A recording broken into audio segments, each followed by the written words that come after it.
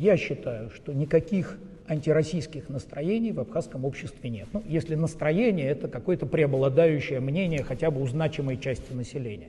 Могут быть отдельные люди, которые не любят Россию. Ну, наверняка такие есть, единичные. Но они и в России есть. Это нормально. Да? Настроения антироссийских нет. А вот высказывания антироссийские есть. Эти высказывания появляются по двум причинам. Первая причина – экономическая.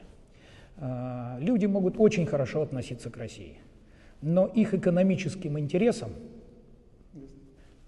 мешает расширение сотрудничества и партнерства с Россией. Ну вот мы сейчас про электроэнергию говорили, понятно. Программа сотрудничества России и Абхазии в электроэнергетике предполагает ремонт сетей, установление приборов учета, повышение собираемости.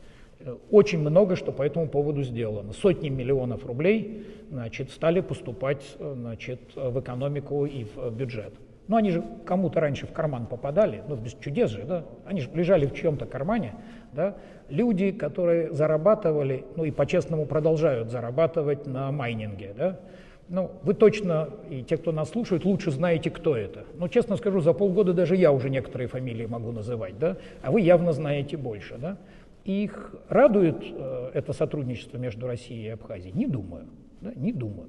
Поэтому, ну, не знаю, там сталкивался с историей, что, ну, конечно, когда запустили электричку, и сегодня Россия датирует билет на электричку, и она стоит 300 рублей, взять несколько тысяч за поездку из Адлера до Сухума, уже ты на такси столько не заработаешь. Ну, потому что появился альтернативный маршрут. Кому-то это не нравится? Ну, наверное, кому-то не нравится.